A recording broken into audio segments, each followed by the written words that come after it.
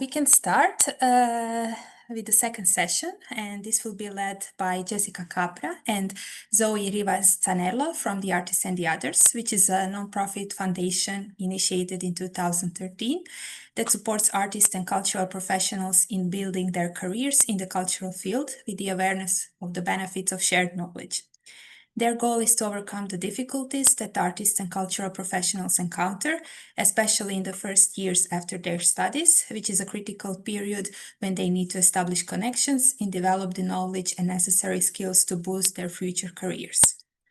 If you want to know more about their organization, we will share the link of their website in the chat.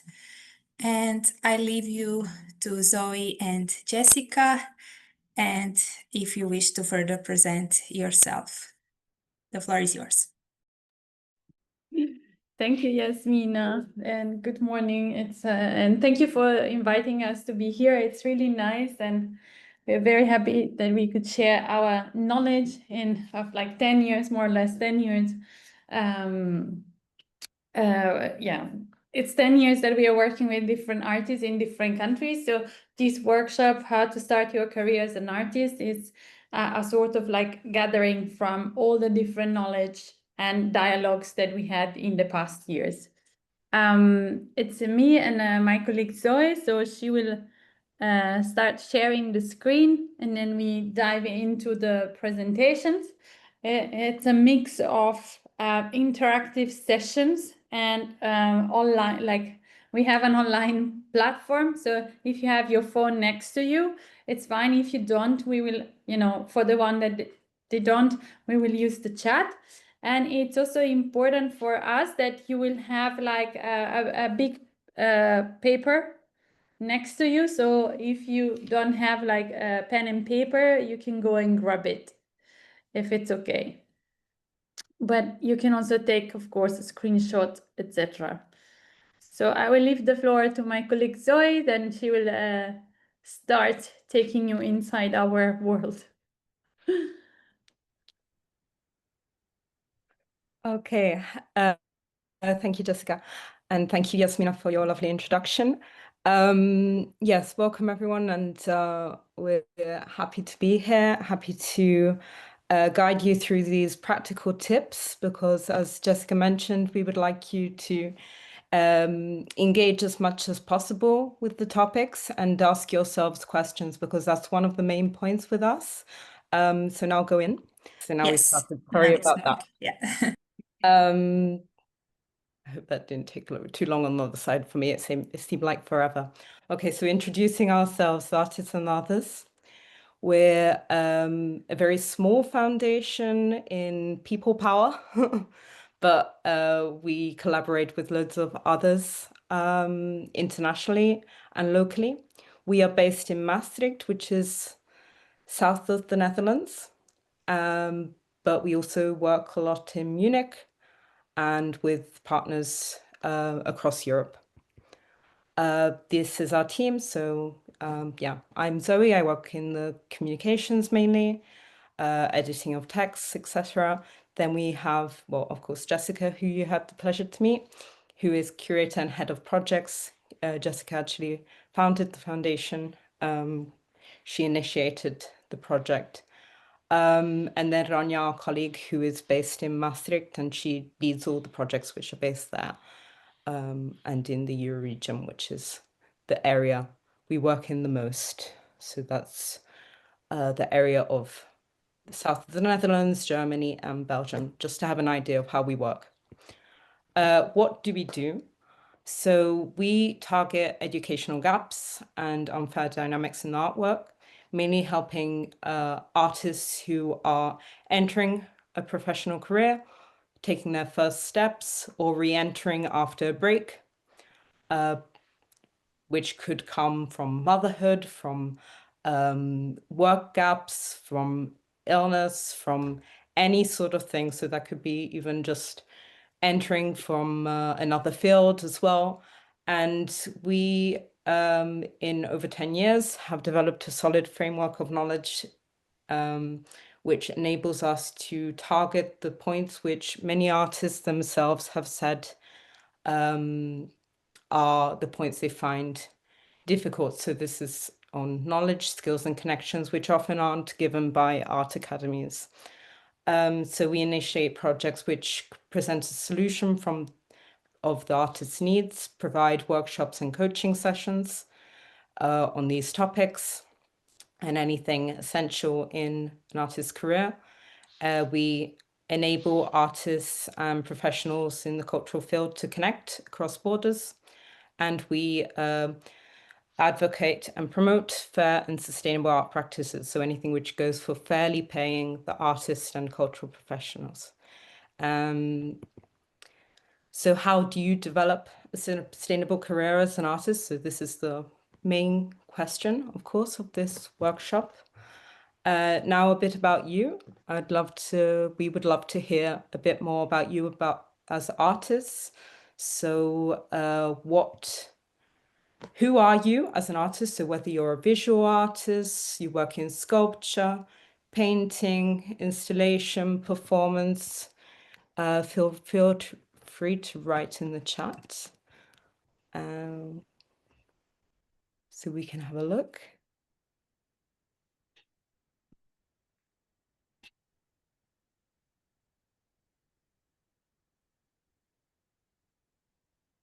Keep these things coming as we'll make it. So visual artists, thank you. So we mainly work with visual artists, but we've worked with designers and also performance artists, people working in sound, dancers as well. Okay, so this is from Argentina as well. Fantastic. And that leads us to the next question as well. So, even where are you from? So both of these, feel free to answer in one question, in one answer. From Serbia, okay. Multimedia, so nice, thank you.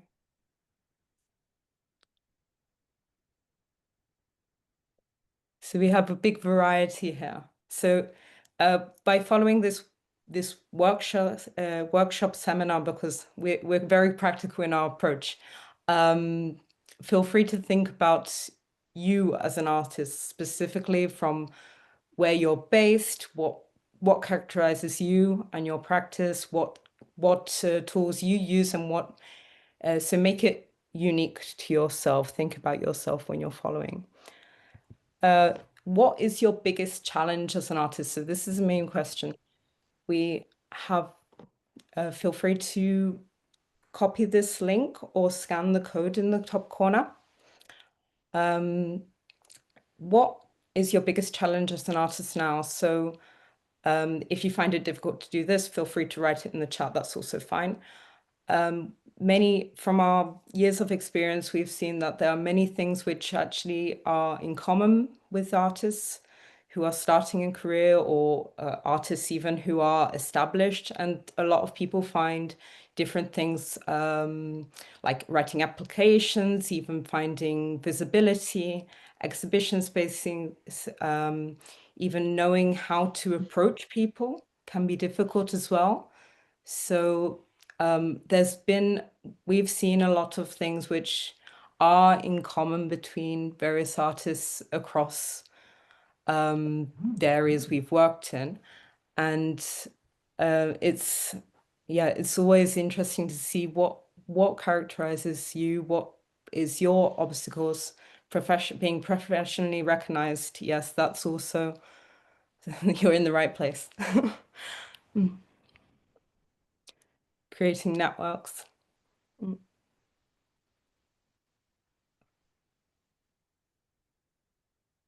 Oh, nice. Yeah.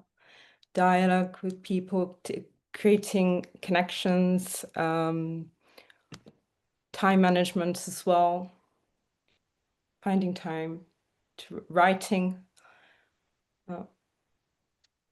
being unpaid, recognition, application. Yeah, all of these things are, it's very interesting to see, because it's things we find that many have issues with.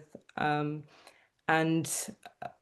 a lot of these aspects aren't aren't covered in the curricula of art academies. So I'll just give it a bit more so we can see a bit more of an overview.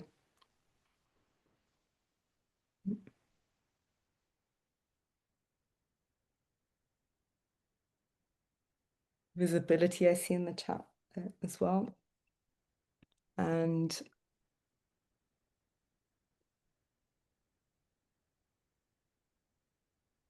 breaking into art circles, finding ways to make a living.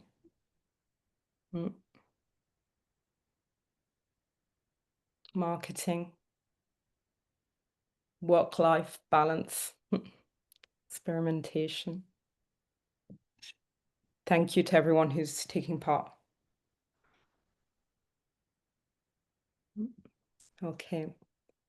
Now I'm going to go on, but do keep these things in mind and perhaps make note of them, because it can be a good way of like approaching these things, even through the topics and the points we're going to touch upon in the rest of this session.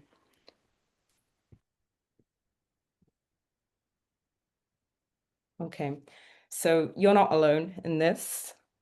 The sad, disappointing news is that the data says that only 10% of graduated artists actually make it as professionals. The other 90% usually give up and dedicate themselves to something else. So it's the sad and disappointing data. As I mentioned, this is because a lot of professional knowledge and skills are not taught in art academies. There is a lack of connections, personal, professional, and also with the professional world, and people studying or within art academies. So this is also lacking. And the result is that artists often feel, and obviously are, often unprepared. This is the feeling, and this is the truth. So this is where our foundation comes into play. So stereotype, which we want to undo, is okay. So in the 80s, sex, drugs, rock and roll. So an artist's life is sort of fun. And there's a small part dedicated to creating art, and 2022, but still valid today in 2025. A big part is social media, so your image online, and a small part is to creating art. Of course, there's lots of other things which make up an artist's professional life, and so we'll be looking at these different aspects now. So going back to the question, creating a sustainable career in the arts, and how can you develop a career? One of the things we've been looking at with the foundation is the starting from current needs, so looking at the knowledge, skills, and connections, like I've mentioned before. And so what do you do for a living if you're an artist? Going back to more participative part, what do you think are the first steps an artist should take when developing a career in this field? Please feel free to write what you think an artist should do when starting a career in the arts in the chat. Whether it's creating contacts, going to exhibitions, applying for things, building a strong community. Good. Thank you.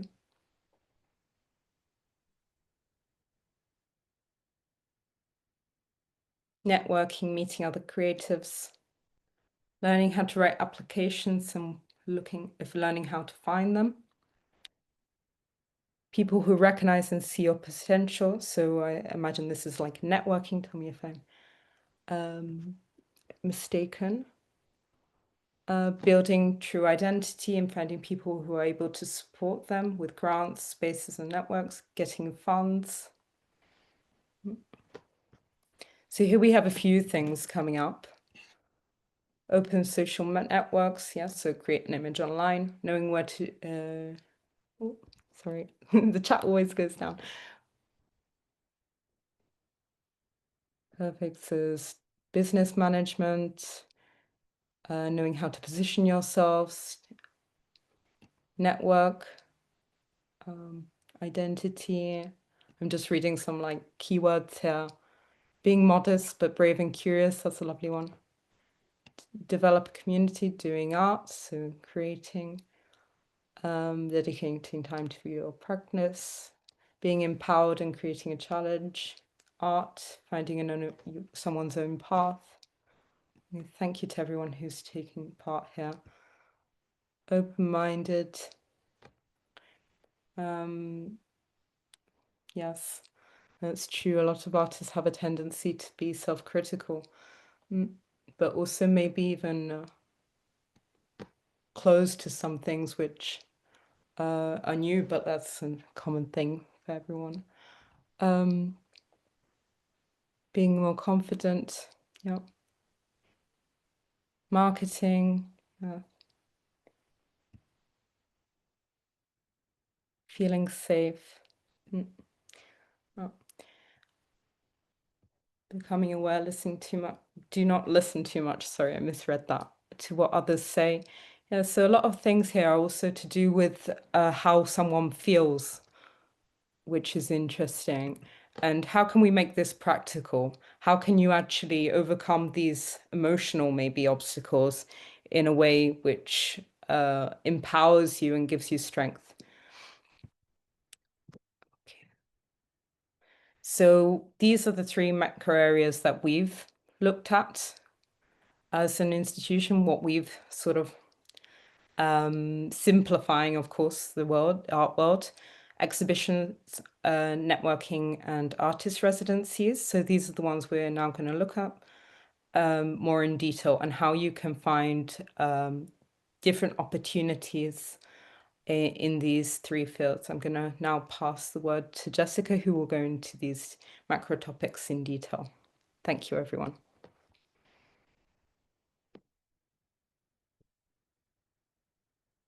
Jessica, your microphone.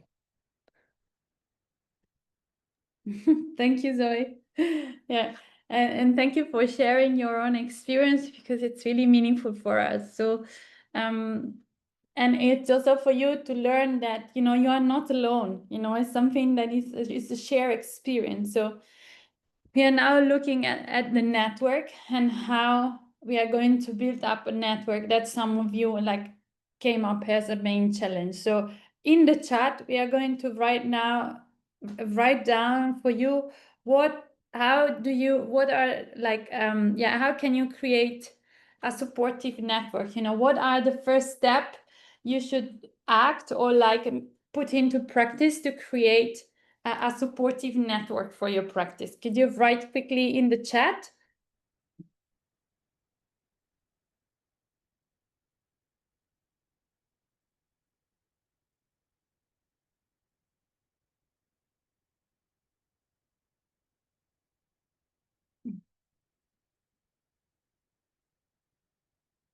Let's see, nothing is coming in. Okay. Yeah, social media helps to create a supportive network, open-minded, inclusive practitioners who are aligned in doing such a work, finding your peers, super, connecting with them, building online artist community, that's super fine. It's correct, like space, materials, funds, etc. Yeah, bravely contacted others, exactly. Teamwork also, finding a space or initiate a space to grow, open course for exhibition, because sometimes the same established artists are chosen. Maybe this one was a bit out of topic. Wait, helping each other out, filling the gaps other people have, totally.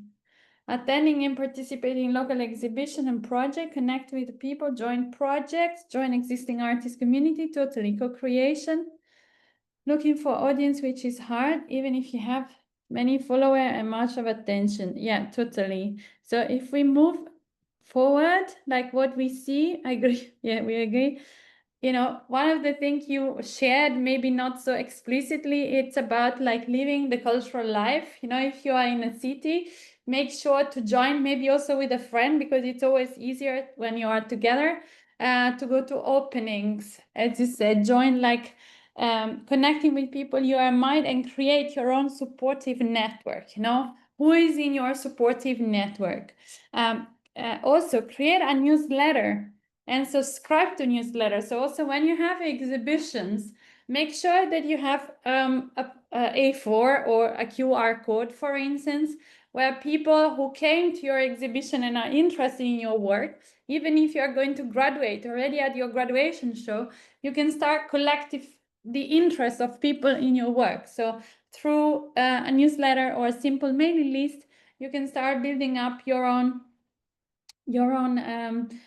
network that will follow and will grow every time you do a new exhibition, a new studio visit, or whatever. Also, like I said, like invite people to your studio. You don't have to always exhibit. You can also create a studio visit. So you can invite people to your studio if you want to discuss your current work, or if you have an idea. You can also like share with them the burden sometimes of being an artist, or your creativity, and you know, cheer with them also your achievement, etc. It's always good to connect with people, as you already said in the chat. Also create an open studio event. If you don't have, again, an exhibition space, you can also maybe have a small exhibition in your own living room and create the people that you've been following your work since a while, or they are interested. And of course, joining, as you said, other networks. You know, there are different networks. We will see some of them in the upcoming slides, but also there are like worldwide network, like saloon networks. Now I don't know, like I scrolled just quickly and I saw that the majority of you is a female. So Saloon Network is a female network of arts professionals. So there are not only artists, but there are curators, gallerists, yes, artists, but also action houses, professionals, all art management, art historian, etc. So you can check if Saloon Network is already existing in your city, or you can create your own one and join this international network. For people like professionals that are parents, there is also this Art and Care plus Cosmos, Art plus Care Cosmos, that you can enjoy. In Germany, there is the BBK as well, Kunst und Kind. There is also the Croatian Association of Fine Art, etc. So in a few words, build the created bonds and connections, so that are really meaningful for you. So if we move forward here, there is like a list that we did as a research of a network existing in a different countries. So in Croatia, there is Club Culture Network, Shade of Casters, Art Workshop Lazzaretti. So they are all different type of association that can support artists in Croatia. But also, of course, the Croatian Association of Visual Art. Most of the time you can join a network, but you can also join a service, for instance, that they do. Like maybe they have the yearly exhibition that member can participate, so you can benefit also from additional services. There is also the Croatian Association. In Italy, for instance, there is the national and institutional network, such as Giovani Artisti Italiani, Cittadella Fondazione Pistoletto di Biella, which is not exactly a network, but a hub, strongly connected to art activism and sustainability, and collaborating with different networks across Italy and abroad. So it's also like a matter of, maybe there are initiatives that can support you, they provide you residency maybe, but also like connect you with international artists that are living there. There are also such organizations that are focused on fair practice, such as AVI, Artworker Italia. In Germany is in the Netherlands is platform BK, but we also have a Padlet on our website where you can see what are all the organizations that can support you within the fair payment topic, for instance. But those are also networks that can support your practice with different expertise.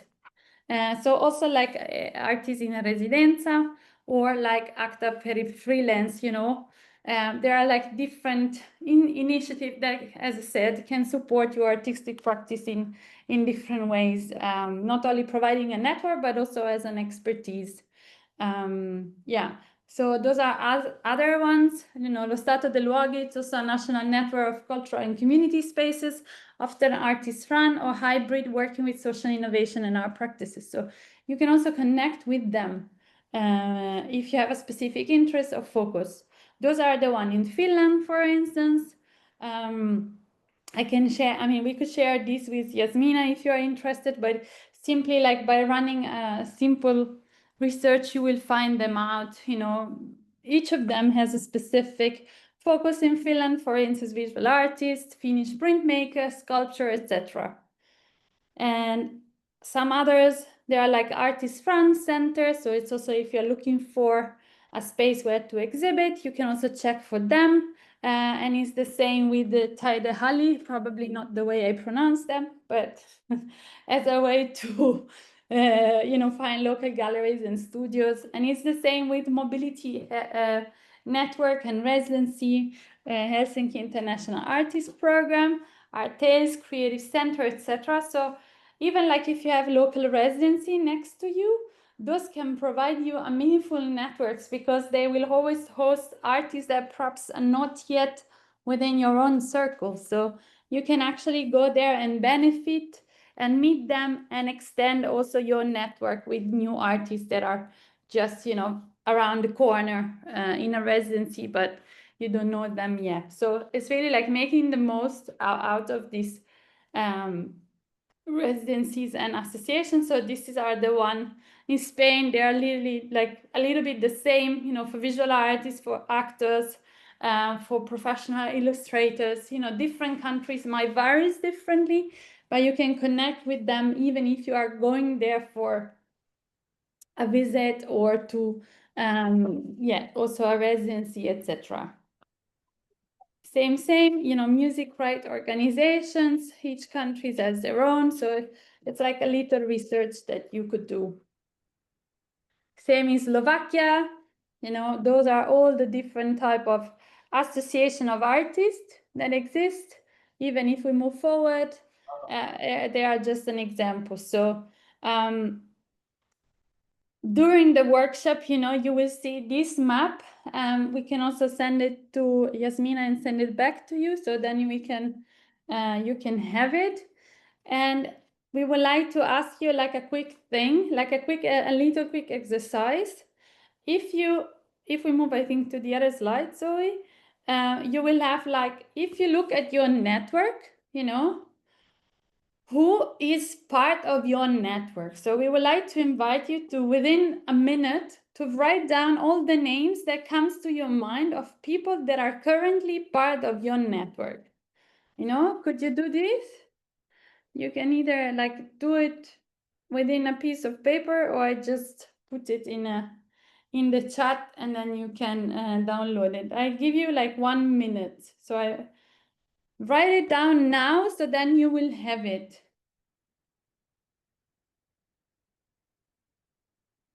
I quickly grab water.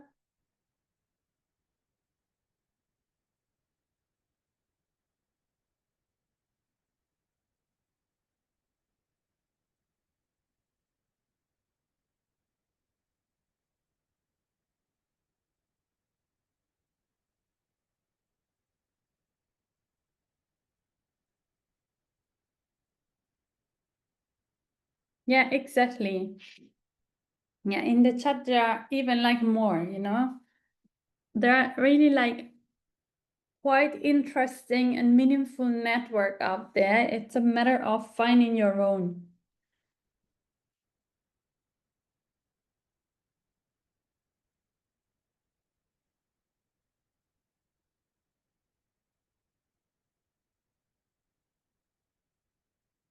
Okay.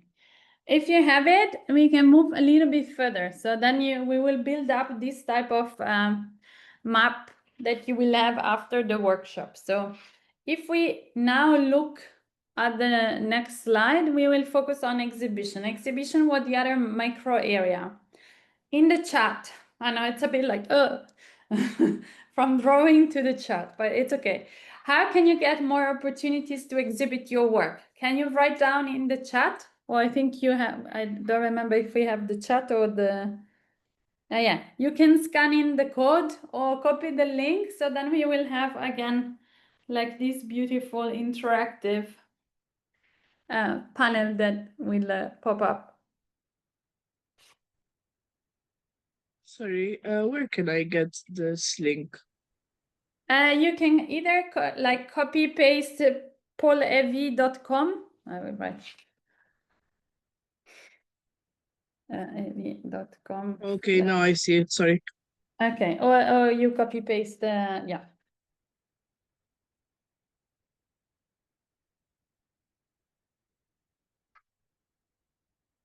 Yeah, open calls. Yes. Yeah. Yeah.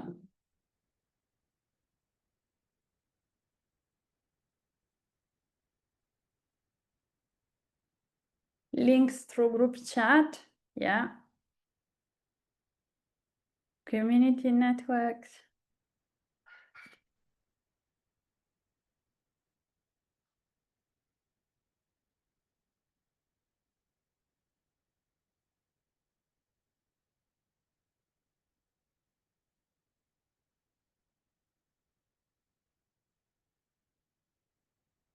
One-on-one based recommendations. Yeah. Invitations, of course.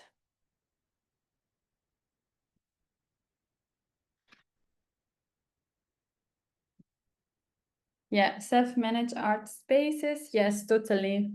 Yeah, thank you for sharing. I think we have quite enough of the macro topic. So, yeah, through like talking to artists, we realize like few things. One, it's really like the main thing. It's really like proactivities. You know, don't wait to be discovered, but actually engage. Has said like with the local communities. And if you want, you can also say like create an open art, an open studio visit. So you proactively decided to exhibit the exhibitions, like the work that are in your studios without having a specific exhibition in an artist run space. So that's also what an artist in our network does, and is very successful because she actually share with the network. She collected like a special studio visit because for her it's very important to present her work and explain the conceptual part of the work in one-on-one, and she is kindly overwhelmed easily by the crowd. So she found a way that support her practice and support her as human being. So highly sensitive, you know, a highly sensitive person. So she found the fact that having like one-on-one artist studio visit is much more beneficial for her. This is just an example, you know, it doesn't exist. She created the tools and the combo that suits her best. Make a list, of course, of all spaces that fit your practice. You know, there are many different spaces, many different galleries. It's an initiative, but maybe not all of them are for you. So there are, especially now, and there is a lot of theme specificity. So how is your art practice? What are the theme you are looking at within your art practice, and what are the spaces that, or initiatives, or also open calls that suit your practice? And also develop, once again, a network of art professionals that could also assist and support you in developing your own career. So what we did in the exercise before. So if we look at the following slide, here it says like that most galleries, but also like, curators are discovering artists through other artists. So that's why it's very important that you have what we talked about, this supportive network of professionals that can supports you in the developing of your own career. So don't really like go to the gallery and say, I want to exhibit there, but gallery wants to have the feeling of discover the next, talent. So make sure that you develop a relationship also with a curator, a gallery, or other artists based on common interest, because if you go to the gallery and say like, okay, can you exhibit my work the first time? It's like going to a date and ask to someone, can you marry me? I'm not sure who is going to do this in our current society on the first date. But it's really important that you develop this common relationship based on your own interest and your own art practice, especially, that you don't have to make your art practice suited a certain space, but you can find the space that suits the most your art practice. So also in the upcoming slide, it's also about exposure, visibility, where if you look at also like where can you exhibit your work online, some of you there is the opportunity also to exhibit your work online. Where can we do this? Maybe we can just go further because I'm afraid we are going a bit late. But we have online exposure, selling your art or gaining commission. Someone said before, challenge is gaining submission. So there are also platforms that can accompany your website, your social media, etc., to provide you artwork. And some of them which we find relevant are like Sachi Art. It's these online galleries that handle shipping and offer exposure to our collectors. Art Major is a French online platform featuring artists with creative galleries. So we decided, like, we were engaged and we did an art online gallery for Art Major, and it was really nice because they ask curators to create monthly, I think, galleries. So they invite external curator to get to know their artists that are part of this platform. So they really do like a massive supportive work to really highlight the work of the artists that are part of it.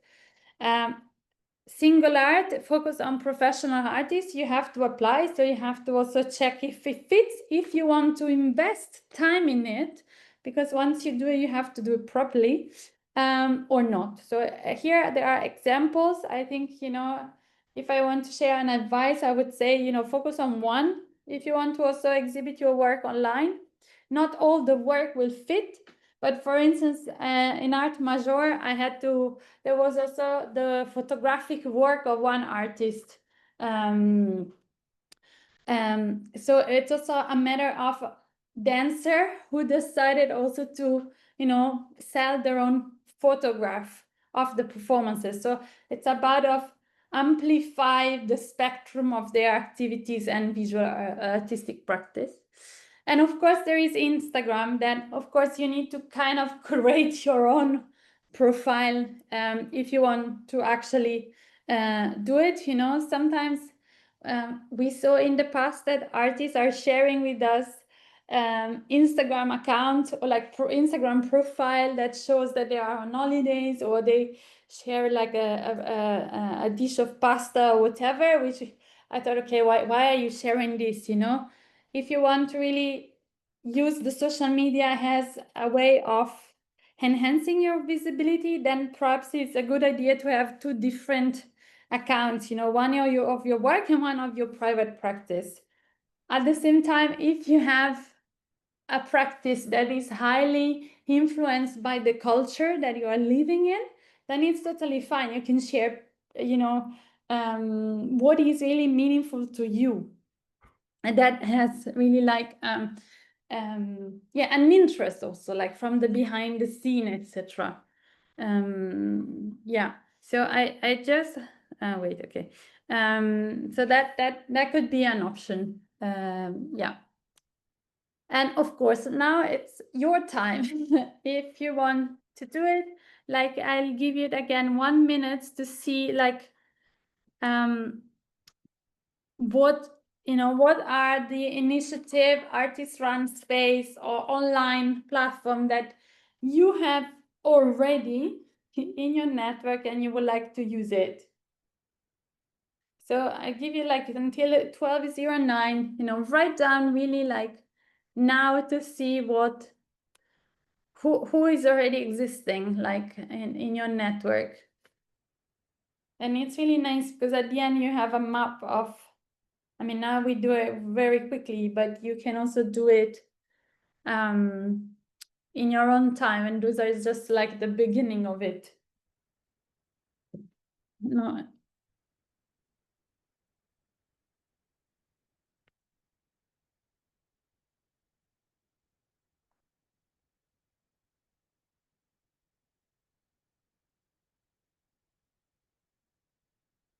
Right. I don't know who is doing it because I can't really see it, but yeah, it's 1 minute. It's really short, but it's just to get a first starting point, you know, where you can actually start. Yeah. And if we move forward, here you see, sometimes you have to see and put them together. Perhaps they are already like part of the people in your network. Grazie, Angela.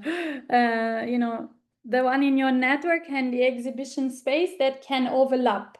So I think it's really important that once you do this exercise that you really see how and if they overlap, because that means that you have really like short connection with them and it can really help you further. Yeah, if we look at artist residency, here we have another chat time, you know, why should you consider, like not chat, like the QR code, why should you consider taking part in an artist residency?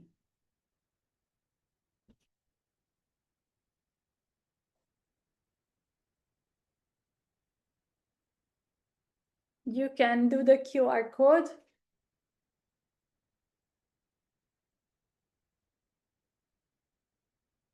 Yeah, to have a new approach, totally. For funding, yes, funding. Growth, totally. Networks. Whoa. Yeah, meet new artists, I think. Don't get distracted.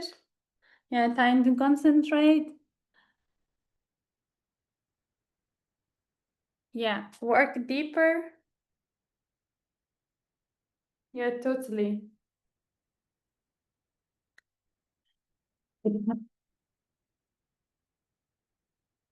Yeah, to have focus, to have feedback.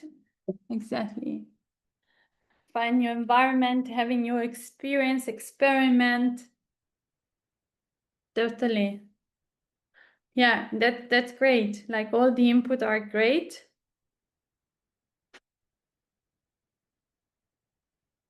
Yeah. Totally.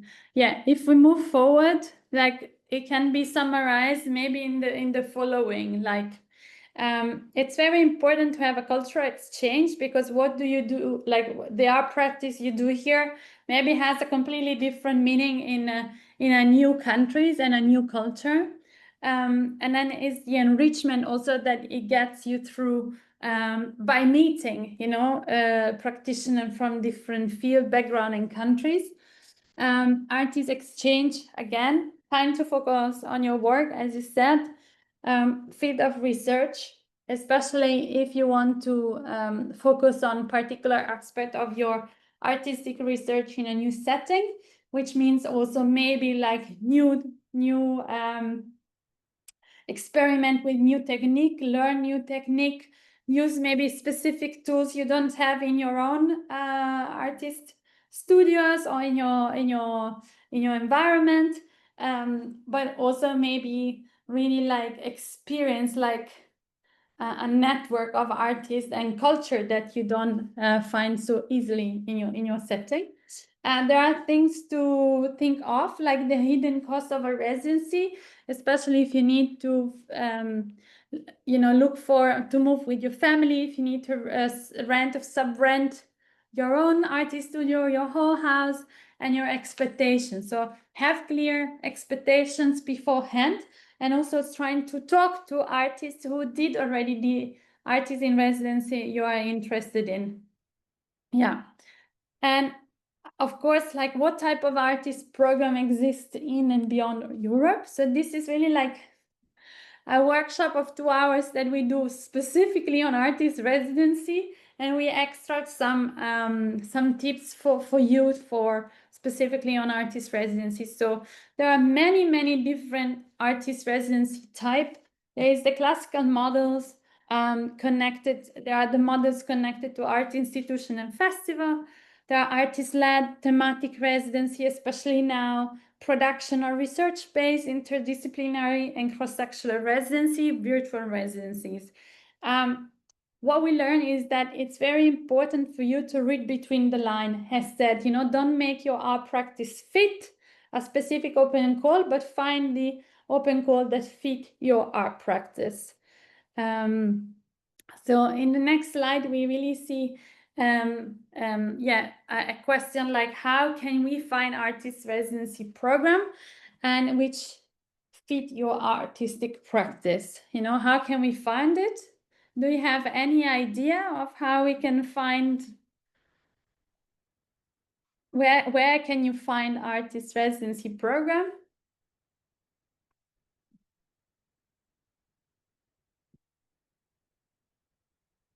Yeah, Transartist website, spot on.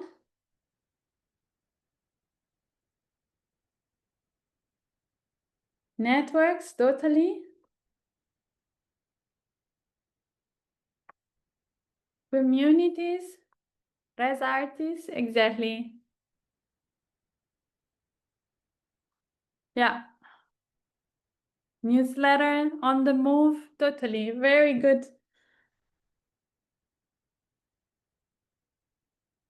Social media also. DMs, yeah, it's a bit more specific DMs, but yeah, it might also work. New ideas. Yeah.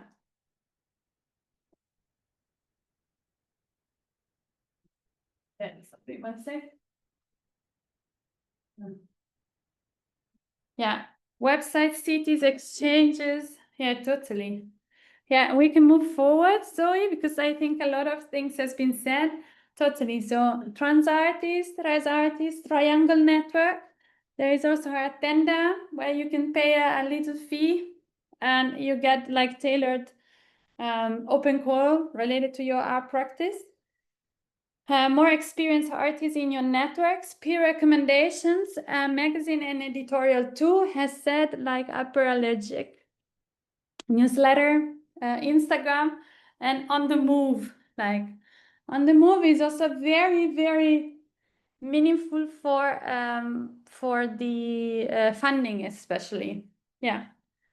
And if we go forward as well, like this is like an example of the trans artists. We really like trans artists because it's really nice because you can also look for the hair database. You can look country-wise, but also as the next slide shows, like topic-wise. So you can choose for art and science, artist run, art theory, choreography, community, craft, music. So they provide you different information, and also like in the, let's say in the explanation of each residency is very clear.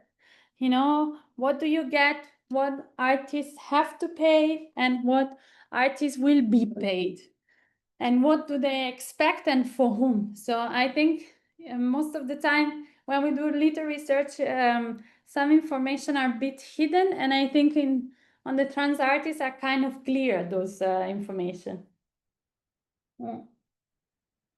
Yeah. Then we have also like, there are two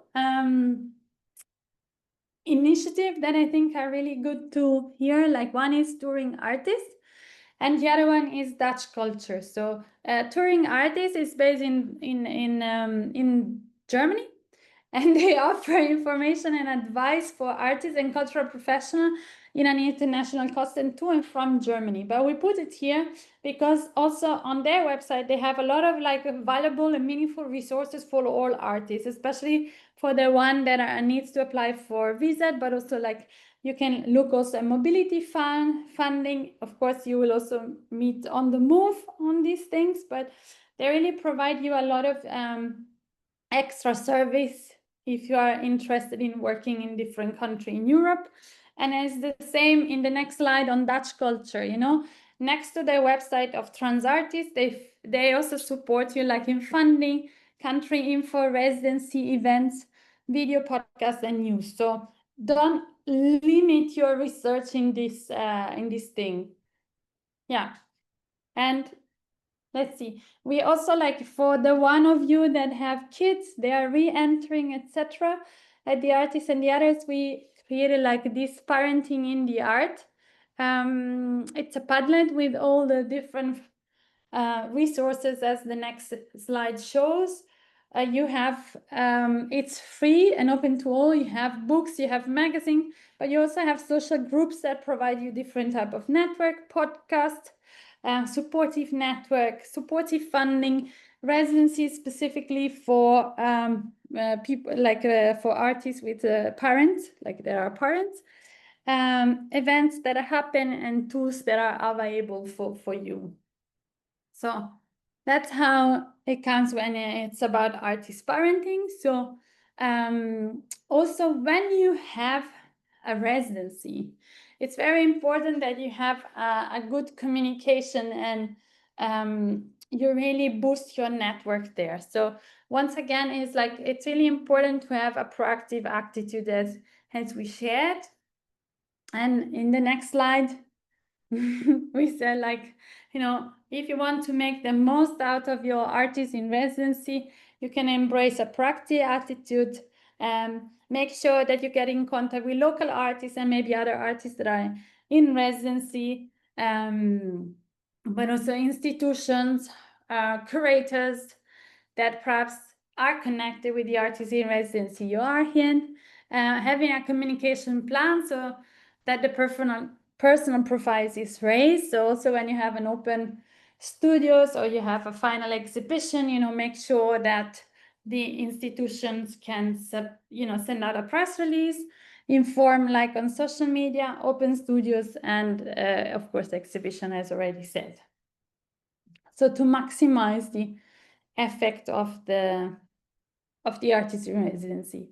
So if you want to do for the last time this little useful exercise, within a minute, write down all the artist residency that you know that they are on your radar and you wish to attend.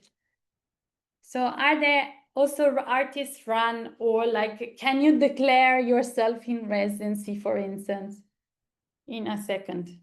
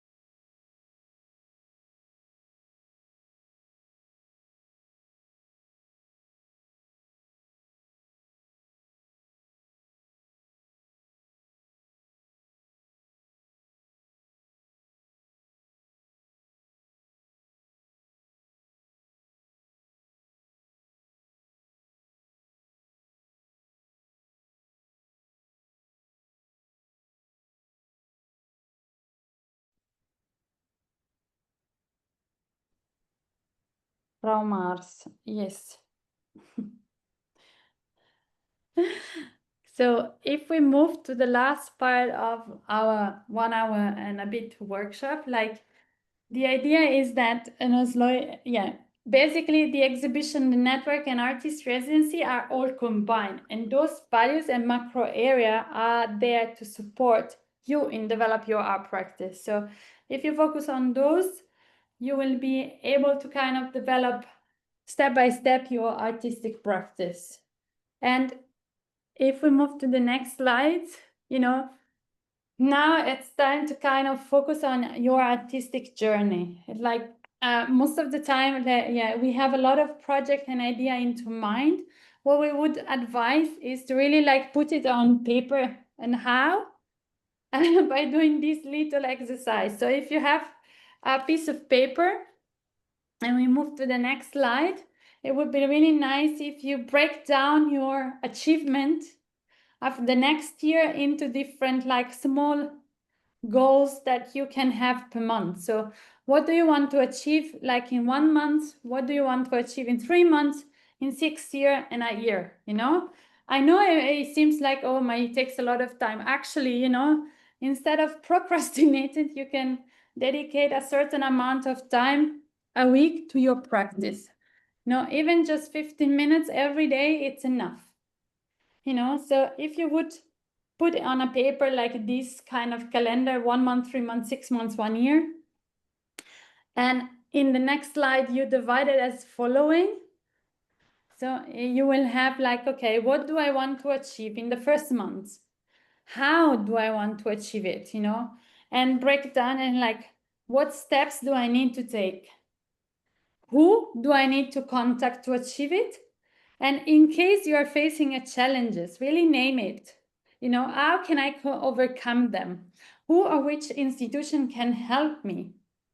And really like give it a time, because if you would do this, it will really help you structuring your activities. This doesn't need to be, your daily practice, to overcome your artistic practice, but it's really important to do this in order to orient your practice to a more sustainable career. And also deciding what are your goals within 1 year. You can also do it in 5 years, In 5 years, you want to be, to exhibit in MoMA, have an exhibition, a group exhibition also in an artist-run space, meet like 5 creators who could really support me. It's totally fine, but you have to visualize it and break it down in small steps. So you could really like make sure that even like by working on it 15 minutes a day, you can really start achieving these things. Another thing with the steps, an important thing is to frame it positively, right? Yeah. So not looking at what you should stop doing, like the example Jessica made before. Stop procrastinating, stop perhaps looking at all these different calls and not applying to them, starting applications and not finishing them, but perhaps look for support, look for someone who has already applied to something, and frame it in a way which can help you, like the positive steps, and this can help break down in a positive way and the journey you want to do artistically and what your objectives are. Yeah, thank you, Zoe. Yeah, meaningful reminder. Exactly. So once you visualize it and you write it in a positive form, then it's much easier to accomplish.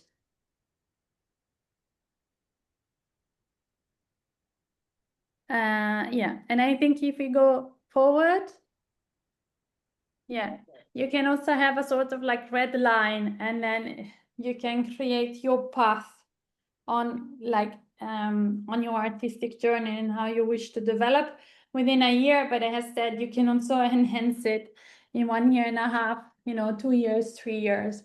But start small, so you really see how you can start running the wheel properly within your activities by comparing what the work you did before with the map and your artistic journey. So at a certain point, they should overlap. So all the contacts, the network, the exhibition space, artist residency you have on your map, then they could really like mingle with your artistic journeys path. Yeah. And I think, right? Is it the last, or we have one more? Yeah. So, yeah. Thank you, everyone. Those are like this is like our workshop spread in an hour. Are there any questions from your side? Is it helpful? Do you have really like specific question on what we've been talking about, especially the macro area? Yeah, of course, we've gone through things quite quickly. Yasmina, correct me if I'm mistaken, but we have till 1. So we do have another 30 minutes to have any questions, to look back on different topics, perhaps more in detail.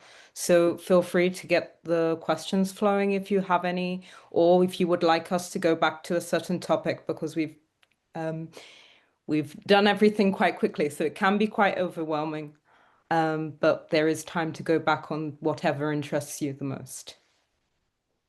Yes, and thank you both. This was really great. And I think it's amazing that we have you here now for all the questions and additional specific topics that you can help us with. So I really invite everyone to either put their questions in the chat or just raise their hands. We still have half an hour for all of this. So yeah.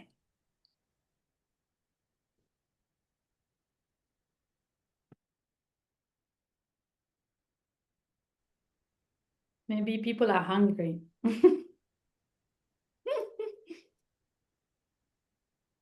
No, of course, if you prefer to contact us individually and have a more one-to-one sort of conversation about anything, feel free to contact us. You can see our Instagram tag here, The Artists and Others, or there is a general email where you can reach us at hello@theartistandothers.nl.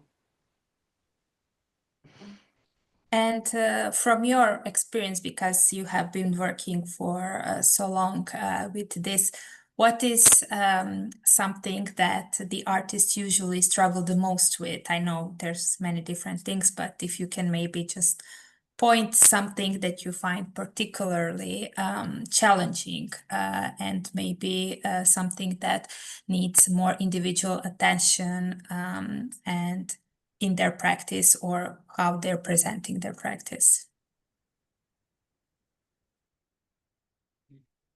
I can share what that drives me the most is the fact that when we do another workshop that it's about being fairly paying the artist thinks, because it's like a little bit like motherhood, it's like a labor of love, people thinks that you can exhibit for free.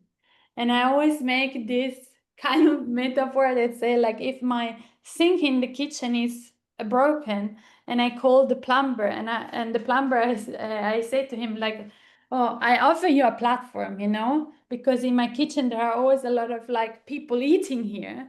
The plumber will say, well, then you repair your sink by yourself. And in the arts, people are often even sometimes thankful to let them exhibit somewhere without being paid, even like in big institutions. But I always think, like, without art there is no gallery, without art and artists there is no museum. So, and museum have budget, so you should be paid properly. And thanks God, like right now there are really like guidelines in mostly all of the European countries and beyond.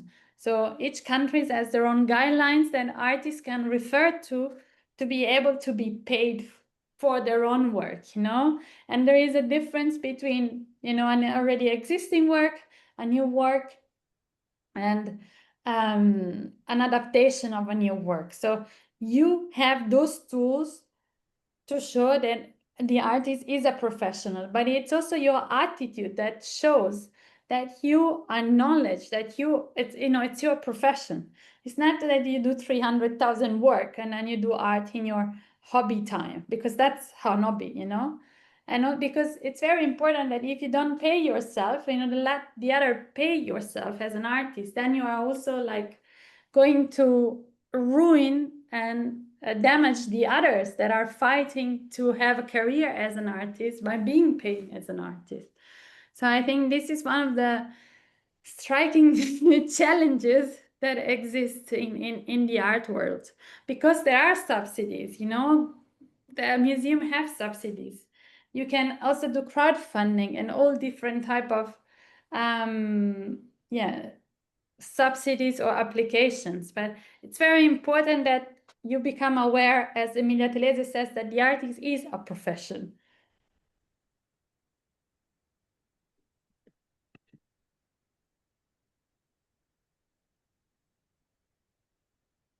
Okay, yeah, Amy is writing. Thank you for telling about the positive thinking pattern, that I shouldn't think about stop procrastinating, but thinking positively about goals and taking small steps at a time. I personally needed to hear that. Yeah, to Emmy, there is a really nice book. I'm going to do that with it's I'm a bit not a big fan of Americans books, but this is actually very helpful on that like positive way of thinking. And it's from Napoleon Hill. He wrote a lot of different books. But the one I'm reading is I think is like Success Through the oh my God, I don't know how is it translated in English, but it's like to the positive mental attitude, something like this. It's not, yeah, and that's, yeah, I will find it and I'm writing in the chat. Maybe it's easy.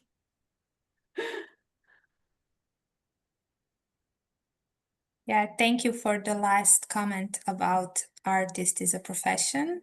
Yeah, that's really true. And this is something that I think globally we need to all contribute with as organizations to really provide the artist with the necessary support, financial, curatorial, and everything else they needed, and also from the artist to kind of show the attitude that like I won't be working this way, I won't be working free. Of course, there are some ethical framework, let's say, that we all need to be sensitive for, but yeah, I think this is something that we all need to strive together, both as organizations and artists. And yeah, thank you, Jessica. There's one comment saying we should make a T-shirt with the Yeah. artist as a profession, which I liked. Thank you. There's one person who's commented, one more thing is to address the price because a lot of artists don't know how to price their own work. Yeah, yeah. I mean, I think this is really like the other thing is like ask for help. I know, make sure you ask for help because, for instance, like I don't have the expertise to say, okay, your work will price this. What I would do is really like to go to a galleries, or like there is also like a website like Artifact, etc., that where you can compare the size, the experience an artist has, but also like go to a gallery and ask if she could help finding the right price for your work. And most of them are really willing to help because it really depends also on the strategy. And then people are just really willing to support. Like if you would, you know, it doesn't cost that much to the gallery to provide you an expertise on this. So that is really like something I would do. And that allows you to start a conversation with them without wanting to go to exhibit and have them in your own network. So it's also like a way to once again extend your network.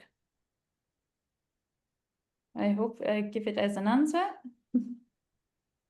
We have one more question from Lara. How has the emergence and misuse of artificial intelligence affected the artists you work with, and how do they cope with it? Yeah, we have a whole new project for people. Very timely. Yes, your AI. Let me check the website. Let's see. Your AI. Yeah, we're currently working on this Erasmus project, which is looking at training packages for artists and how to integrate AI. I know there's a lot of resistance here.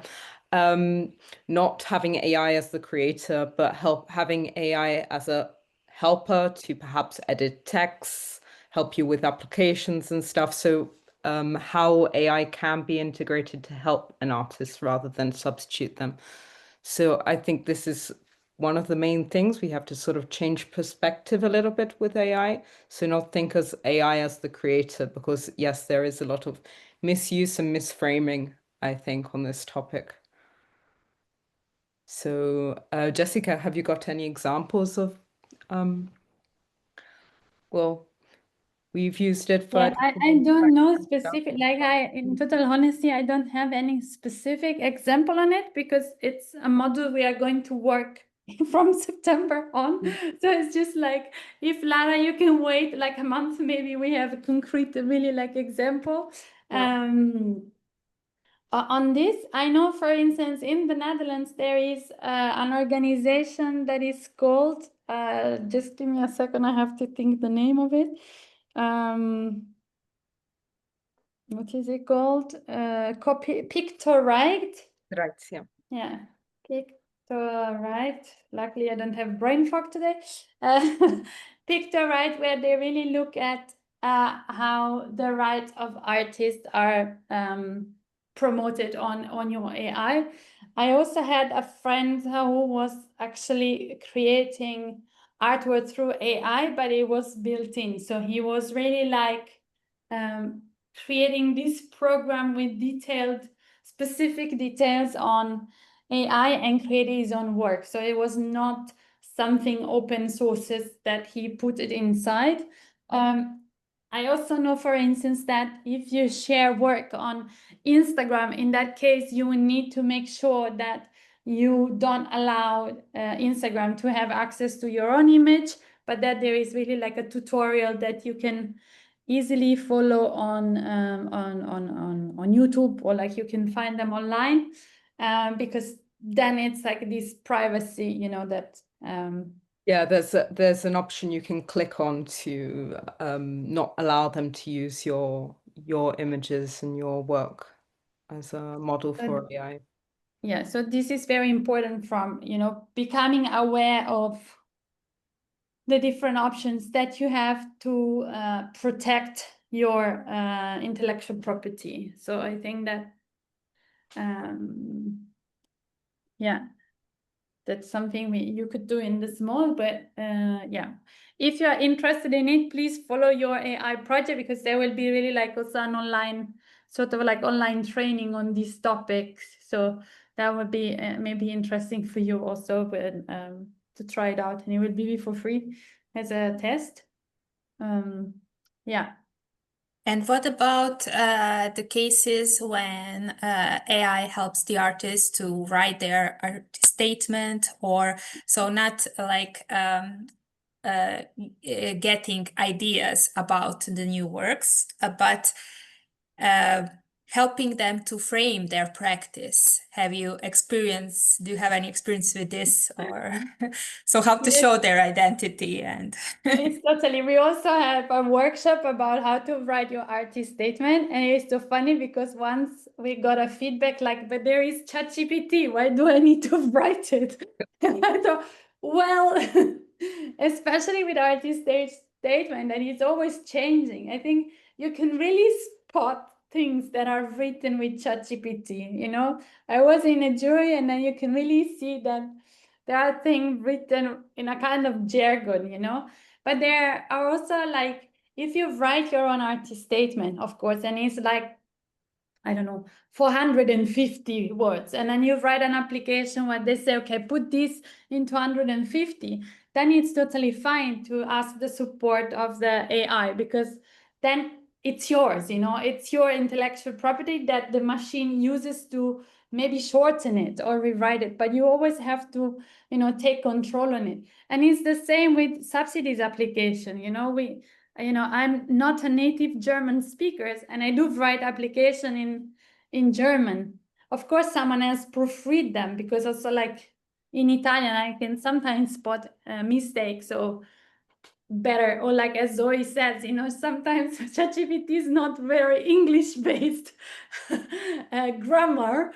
There are tools that can really support you. If you find an application, a last-minute application, if you already have, your portfolio, your artist statement ready, etc., you can use all of these to be adapted. Or even like writing a motivational letter.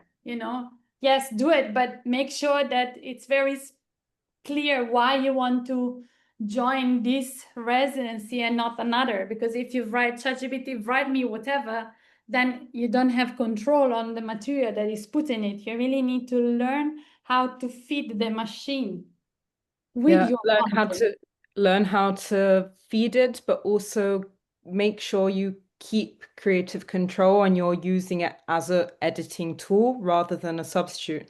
And I think one thing with the motivation letters or applications, make them personal, because that's what makes you unique as an artist. Sorry. Totally. Okay, I will maybe want you to share just a little bit more, because I know that this is topic that you're currently working on, and you just briefly mentioned it, the parenting in arts and the options if you're a parent. And because the project that we are working on, professional media presence, it's intended for the professional artists with fewer opportunities, and I know many of them are parents, and so maybe you can just share a little bit about this, and how are you thinking of supporting through the project, supporting parenting artists through a project that you're developing. Yeah, like currently, like if I speak, Zoe, we have, it's only for the Dutch. There was an open call for Dutch artists who are also parents, and we are kind of proud to have created the first online residency with mentoring for artists' parents. And of course, like it will be really dear to our heart if we will be able to create this type of project at the European level or in different countries. So also, if you would know some kind of like fundings where we could apply, or partner that are interested also in an online Erasmus project, or like a cooperation project, we would be very happy to do this, because we are kind of like researching also the fact that even like if you go to residency abroad, it's very tough for artists, mothers or parents to move the whole family, especially like there was an artist I met in Copenhagen during a curatorial residency, and she said like she made an artwork. I went to Rome with my family and I saw nothing because of course, like, yes, they offer, like the residency offer like the opportunities to go there with your family, but then you need to take care of your kids. So it's just like a caring, a labor that has been shifted to another city, but you don't actually have your own time to develop your artistic practice, which is actually what an artist should give you the time for, to focus on this. So that's what we are trying to develop further, and really look at also create a more sensitivity and sensibility to the artwork, to also like, why do you need to have the opening at 7 p.m. on Wednesday? You can have an extended opening, I don't know, from 2 till 8. So then even like artists with family can come by and have few moments of networks, because most of the time when you have a mother and you have a newborn, most of the time you need time to readjust, and you have a break, really like a network break, because you have other duties. But if the artwork would facilitate and become more inclusive also from this aspect, then it doesn't change if you do 2 till 8, or you do even like 4, 4 till 8 rather than 7 till 10. There is like a slide of inclusiveness that makes the difference in it.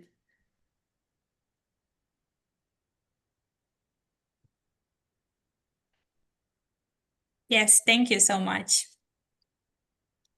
those are actually great examples. Yeah, it's really simple things that can create more inclusiveness, are really small changes. Mhm. Yeah, and also there are caring culture lab just open for parent artists. So I'm going to check. There, cultural lab. I always write it wrong. Sorry. In our Padlet, it's correct and it's in it, but yeah, caring cultural lab. It's also a very nice network. You know that when you open it, it really says, "Sorry, I disappeared. I gave birth and I disappeared, and now I'm back." So I wrote it correct. Yeah. Yeah, thank you so much. Does anyone else have any other questions or comments, or you want to know something more about specific topic?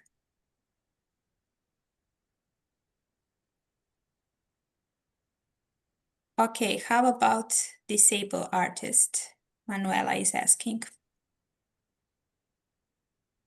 Yeah, it is the same. Like, for instance, it's like having like openings, you know, that are accessible to everyone. Like in the Netherlands, for instance, I don't know if it's in the Netherlands, actually in Italy, there was a project for also disabled artists with, I mean, disabled artists is quite broad, you know, like I'm thinking about in the wheelchair or someone with a movement disability, you know, that you can have like a ramp to put outside and then it's easier.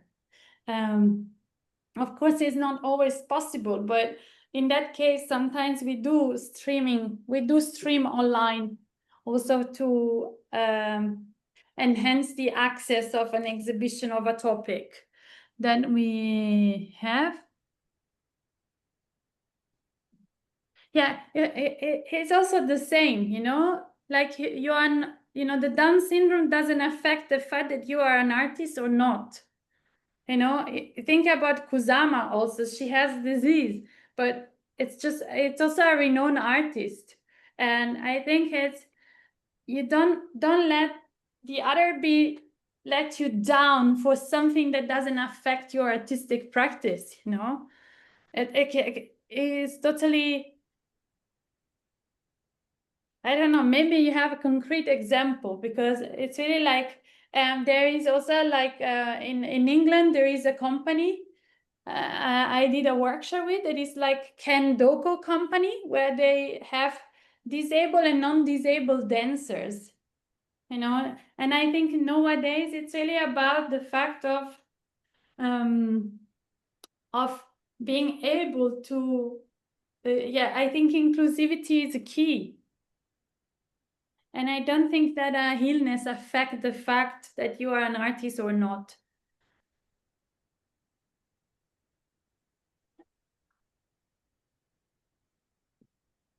I mean, even now I'm thinking in a museum for neurodivergent people, they finally started to include the different, like simplified language that actually it's fantastic for everyone, because I was at the CO in Copenhagen. No, I was not. Was CO in Copenhagen? Yeah, but they have really like this simple language, like, and I remember the old exhibitions, you know, core theme, just because it was just written in points rather than in this, you know, papiro, very long text. So it's really like very, it's beneficial for all. Like inclusivity is really like beneficial for all. Okay, one more question, not for me, but please rename yourself. Have you had experience with postgraduate applications abroad? I find it hard to get into contact with professors and also get portfolio feedback, as artist sensibility and expectations are different at every university. Yeah, like what happened to us was that artists are helping other artists. So for instance, there is Janina Totsawe and Sarah Shim. Sarah is from Pakistan, and she wanted to apply at the Academy in Munich. And Janina, they met through the the summer trainings that we offer every year. They are helping each other. So I think maybe the best is to, and faster, is to find an alumni from the course you are interested in and talk to the alumni if he or they can give you specific feedback rather than professor.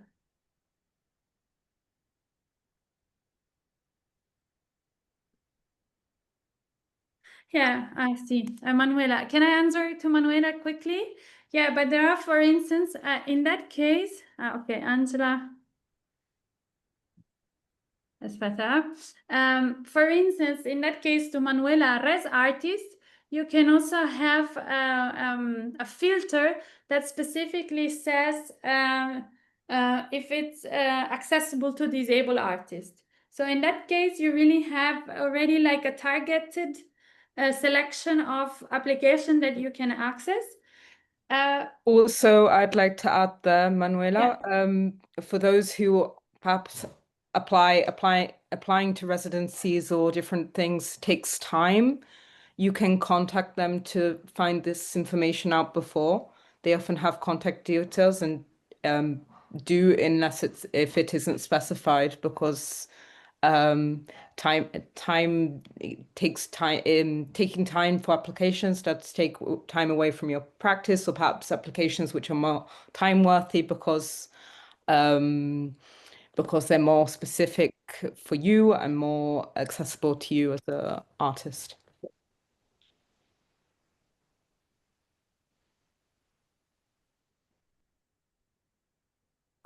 Yeah, and also it's important because you make them aware, you know, of the fact that they should also be accessible. Yes.